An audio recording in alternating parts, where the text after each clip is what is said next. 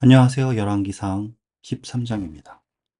보라, 그때 하나님의 사람이 여호와의 말씀으로 말미암아 유다에서부터 베델에 이르니 마침 여로보암이 제단 곁에 서서 분향하는지라. 하나님의 사람이 제단을 향하여 여호와의 말씀으로 외쳐 이르되, 제단아, 제단아, 여호와께서 이와 같이 말씀하시기를, 다윗의 집에 요시야라 하는 이름하는 아들을 낳으리니 그가 내 위에 분향하는 산당 제사장을 내 위에서 제물로 바칠 것이요 또 사람의 뼈를 내 위에서 사르리라 하셨느니라 하고, 그날에 그가 징조를 들어 이르되, 이는 여호와께서 말씀하신 징조라. 제단이 갈라지며 그 위에 있는 재가 쏟아지리라 하니, 여로보암 왕이 하나님의 사람이 베델에 있는 제단을 향하여 외쳐 말함을 들을 때에 제단에서 손을 펴며 그를 잡으라 하더라. 그를 향하여 편 손이 말라 다시 거두지 못하며, 하나님의 사람이 여호와의 말씀으로 보인 징조대로 제단이 갈라지며 제가 제단에서 쏟아진지라. 왕이 하나님의 사람에게 말하여 이르되, 청하건대 너는 나를 위하여 내 하나님 여호와께 은혜를 구하여 내 손이 다시 성하게 기도하라. 하나님의 사람이 여호와께 은혜를 구하니 왕의 손이 다시 성하여 전과 같이 되니라. 왕이 하나님의 사람에게 이르되, 나와 함께 집에 가서 쉬라. 내가 네게 예물을 주리라. 하나님의 사람이 왕께 대답하되, 왕께서 왕의 집 절반을 내게 준다 할지라도 나는 왕과 함께 들어가지도 아니하고 이곳에서는 떡도 먹지 아니하고 물도 먹지 아니하리니, 이는 곧 여호와의 말씀이 내게 명령하여 이르시기를, 떡도 먹지 말며 물도 마시지 말고 왔던 길로 되돌아가지 말라 하셨음이니이다 하고, 이에 다른 길로 가고 자기가 베델에 오던 길로 되돌아가지도 아니하니라. 베델에 한 늙은 선지자가 살더니 그의 아들들이 와서 이날에 하나님의 사람이 베델에서 행한 모든 일을 그에게 말하고, 또 그가 왕에게 드린 말씀도 그들이 그들의 아버지에게 말할지라. 그들의 아버지가 그들에게 이르되, 그가 어느 길로 가더냐 하니, 그의 아들들이 유다에서부터 온 하나님의 사람의 간 길을 보았음이라. 그가 그의 아들들에게 이르되, 나를 위하여 나귀의 안장을 지으라. 그들이 나귀의 안장을 지으니 그가 타고 하나님의 사람을 뒤따라가서 상수리 나무 아래에 앉은 것을 보고 이르되, 그대가 유다에서 온 하나님의 사람이냐? 대답하되, 그러하다. 그가 그 사람에게 이르되, 나와 함께 집으로 가서 떡을 먹으라. 대답하되, 나는 그대와 함께 돌아가지도 못하겠고 그대와 함께 들어가지도 못하겠으며, 내가 이곳에서 그대와 함께 떡도 먹지 아니하고 물도 마시지 아니하리니, 이는 여호와의 말씀이 내게 이르시기를, 내가 거기서 떡도 먹지 말고 물도 마시지 말며 또 내가 오던 길로 되돌아가지도 말라 하셨음이로다.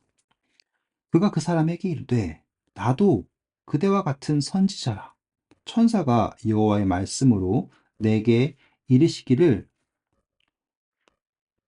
그를 내 집으로 데리고 돌아가서 그에게 떡을 먹이고 물을 마시게 하라 하였느니라 하니, 이는 그 사람을 속임이라. 이에 그 사람이 그와 함께 돌아가서 그의 집에서 떡을 먹으며 물을 마시니라. 그들이 상 앞에 앉아 있을 때에 여호와의 말씀이 그 사람을 데려온 선지자에게 임하니, 그가 유다에서부터 온 하나님의 사람을 향하여 외쳐 이르되, 여호와의 말씀에 내가 여호와의 말씀을 어기며 내 하나님 여호와께서 내게 내리신 명령을 지키지 아니하고 돌아와서 여호와가 너더러 떡도 먹지 말고 물도 마시지 말라 하신 곳에서 떡을 먹고 물을 마셨으니 내 시체가 내 조상들의 묘실에 들어가지 못하리라 하셨느니라 하니라. 그리고 자기가 데리고 온 선지자가 떡을 먹고 물을 마신 후에 그를 위하여 나귀의 안장을 지으니라. 이에 그 사람이 가더니 사자가 길에서 그를 만나 물어 죽이매 그의 시체가 길에 버림받으니 나귀는 그 곁에 서 있고 사자도 그 시체 곁에 서 있더라. 지나가는 사람들이 길에 버린 시체와 그 시체 곁에 선 사자를 보고 그 늙은 선지자가 사는 성읍에 가서 말한지라. 그 사람을 길에서 데리고 돌아간 선지자가 듣고 말하되 이는 여호와의 말씀을 어긴 하나님의 사람이로다. 여호와께서 그에게 하신 말씀과 같이 여호와께서 그를 사자에게 넘기심에 사자가 그를 찢어 죽였도다 하고 이에 그의 아들들에게 말하여 이르되 나를 위하여 나귀의 안장을 지으라.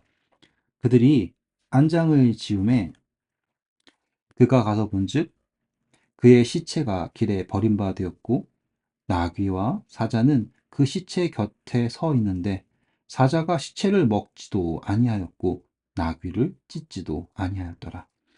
늙은 선지자가 하나님의 사람의 시체를 들어 나귀에 실어 가지고 돌아와 자기 성읍으로 들어가서 슬피 울며 장사하되 곧 그의 시체를 자기의 묘실에 두고 오호라 내 형제여 하며 그를 위하여 슬피 우니라. 그 사람을 장사한 후에 그가 그 아들들에게 말하여 이르되 내가 죽거든 하나님의 사람을 장사한 묘실에 나를 장사하되 내 뼈를 그의 뼈 곁에 두라. 그가 여호와의 말씀으로 베델에 있는 제단을 향하고 또 사마리아 성읍들에 있는 모든 산당을 향하여 외쳐 말한 것이 반드시 이룰 것임이니라. 여로보암이 이 일 후에도 그의 악한 길에서 돌이키지 아니하고 다시 일반 백성을 산당의 제사장으로 삼되 누구든지 자원하면 그 사람을 산당의 제사장으로 삼았으므로 이 일이 여로보암 집에 죄가 되어 그 집의 땅 위에서 끊어져 멸망하게 되니라. 네, 오늘 여러분께서 보시는 이야기의 가장 중요한 점은 이 여로보암이 왕임에도 동시에 제사장의 역할을 하고 있다는 것을 보셔야지 됩니다. 왕이자 동시에 제사장. 그리고 이 여로보암의 죄가 두 가지가 강조되는데 첫 번째는 금송아지 만든 것이죠. 그렇죠? 그 두 번째는 여기서 보면 여로보암의 집에 죄가 되었다. 그건 뭐예요? 일반 백성으로 제사장의 직분을 누가 주고 있냐면 여로보암이 주고 있어요. 그러니까 직분을 자신이 주고 있는 모습을 여러분들이 보셔야지 됩니다. 그리고 또 어려운 점이 있죠. 그 어려운 점은 바로 이 베델에서 다시 말해 유다에서 와서 베델까지 오는 제사장과 또 베델에 있는 늙은 제사장이 있습니다. 이 이야기를 이해하시기 위해서요. 우리는 이 이야기를 표상으로 봐야 됩니다. 표상. 이 선지자 A라고 할게요. A가 있고 늙은 선지자를 B라고 하겠습니다.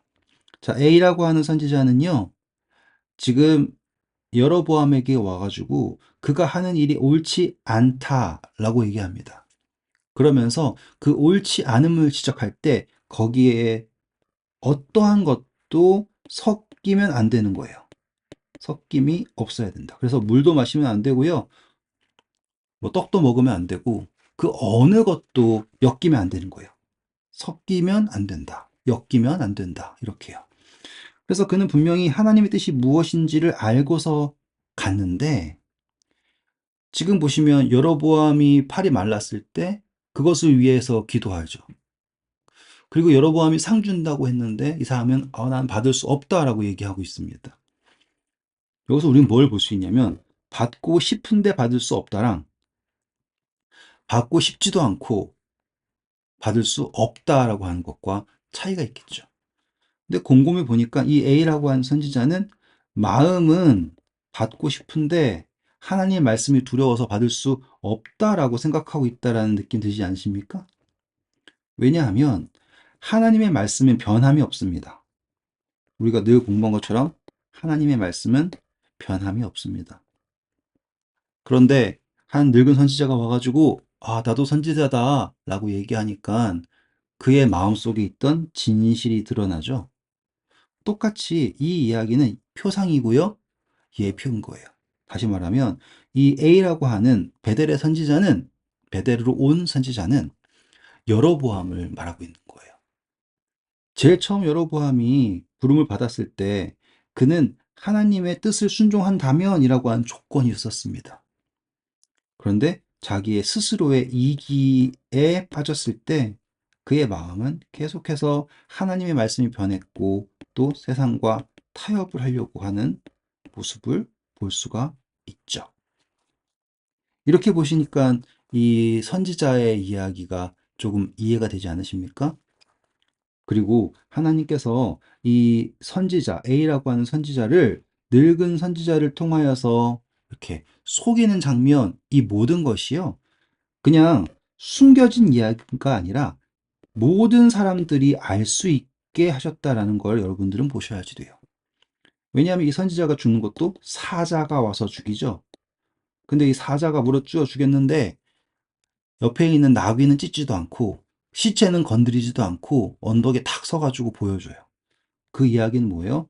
모든 사람들에게 이 선지자의 죽음을 통하여서, 표상을 통하여서 이 여로보암이 깨달을 수 있게 하기 위해서 하신 거예요.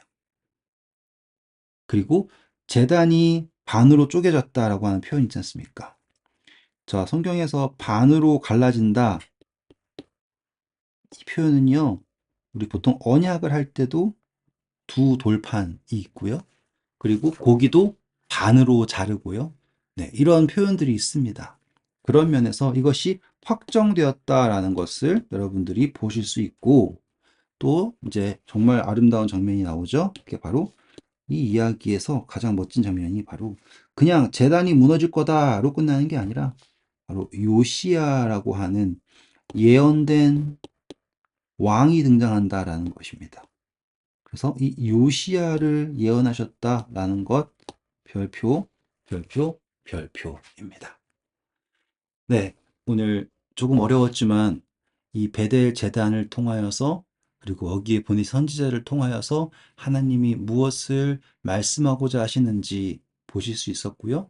똑같이 우리도 하나님의 뜻을 나타낼 때 변하지 않으시는 하나님, 내 마음이 또 이기에 빠지지 않는지 이런 것들을 묵상하는 좋은 기회가 되기를 바랍니다.